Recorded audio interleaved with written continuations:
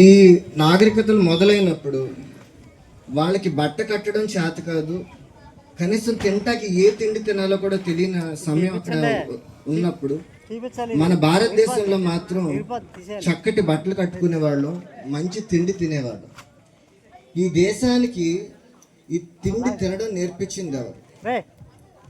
ఈ దేశానికి ఈ బట్ట కట్టింది నేర్పించింది ఎవరు అంటే మన మూల నివాసులు, మన మూలవాసులు. దీనికి మనం ఎంతో గర్వపడాలి. దయచేసి ఎవరు మాట్లాడొద్దు, వినండి. ఆ మూలవాసుల్ని ఇప్పుడు మనం గిరిపుత్రులు అంటాము. గిరిపుత్రులు ఇంకో పుత్రులు కాదండి. చాలా గొప్ప విషయం ఏంటంటే కంచా ఎలయ్య గారి పుస్తకంలో, పోస్ట్ హిందూ ఇండియా అనే పుస్తకంలో గిరిపుత్రులను ఆయన ఏమని సంబోధిస్తాడంటే సామాజిక శాస్త్రవేత్తలు అని పిలుస్తాడు. మేము పాఠశాలలో కొత్తగా ఏమీ నేర్పించమండి. ఒక బయాలజీ సార్ ఉన్నారంటే ఏం మందులు వాడాలి, ఏ ఆకుల వల్ల ఎలాంటి ఉపయోగాలు ఉంటాయి అనేసి నేర్పిస్తూ ఉంటాం. కానీ 2000 సంవత్సరాల క్రితమే ఈ దేశంలో పలానా ఆకు తింటే మనకు బలం వస్తుంది, పలానా ఆకు వాడితే మన జబ్బులు నయమవుతాయి, పలానా పండు తింటే మనకి రకరకాల ఆరోగ్యాల బెనిఫిట్స్ ఉంటాయి అని పరిశోధించిన శాస్త్రవేత్తలే మన గిరిపుత్రులు అండి. మనకంటూ మన బ్లడ్లో ఒక నైపుణ్యాలు ఉంటాయి, చాలా గొప్ప నైపుణ్యాలు. కాకపోతే దురదృష్టవశాత్తు ఈ నైపుణ్యాలని గ్రంథస్థం చేయాల, పుస్తక రూపంలో ఇవ్వాల. పుస్తక రూపం ఇవ్వకపోవడం వలన మనం వెనుకబడిపోయాం. కానీ మనం ప్రగతి విషయంలో ఎప్పుడు ముందరే ఉన్నాం. అలాంటి వాళ్ళ నుంచి వారసత్వంగా వచ్చిన పుత్రులని మేము ఇక్కడ డీల్ చేస్తున్నందుకు నాకు ప్రత్యేకంగా ఎంతో ఎంతో సంతోషంగా ఉంది. చాలా ధన్యవాదాలు.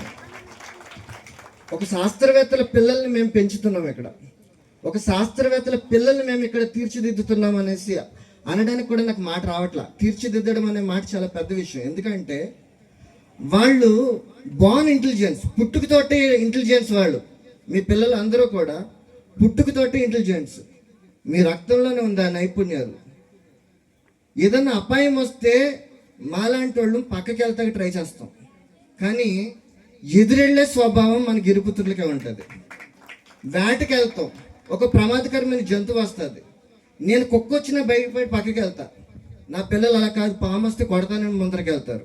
నా పిల్లలు అంటే నా స్కూల్ పిల్లలే, నా క్లాస్ పిల్లలే. అది ఎక్కడి నుంచి వచ్చిందండి? మన రక్తంలో ఉన్న నైపుణ్యం. ఇక్కడ ఉపాధ్యాయులుగా మీ బిడ్డల్ని మేము గొప్పగా ఏమి తీర్చిదిద్దాం, వాళ్ళల్లో ఉండే వాటిని మేము ఇంకాస్త ఛానలైజ్ చేస్తాం.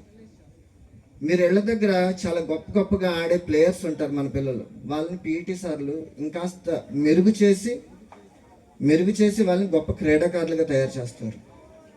వాళ్ళకున్న స్కిల్స్ని గుర్తించండి.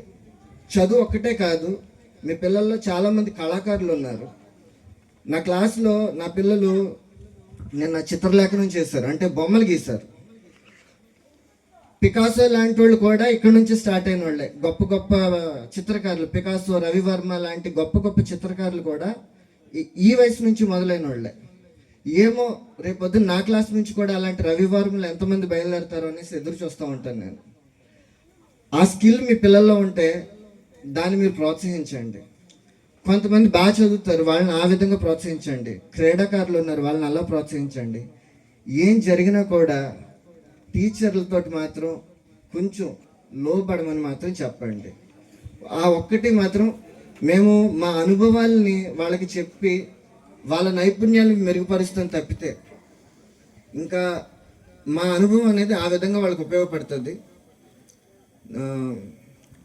అలాగే మీ అనుభవాలు కూడా చెప్పండి. ఎట్టి పరిస్థితుల్లోనూ మనకి న్యాచురల్గా సహజంగా వచ్చినటువంటి నైపుణ్యాలు మాత్రం ఛానలైజ్ చేయడం వల్ల ఏమవుతుందంటే కోల్పోతూ ఉంటాం.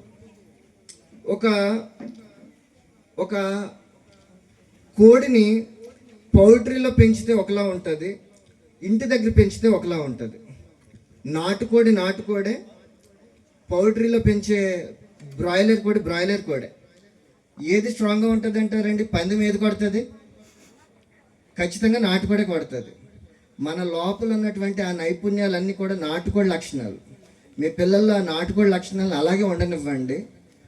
ఇంకాస్త మీకున్నటువంటి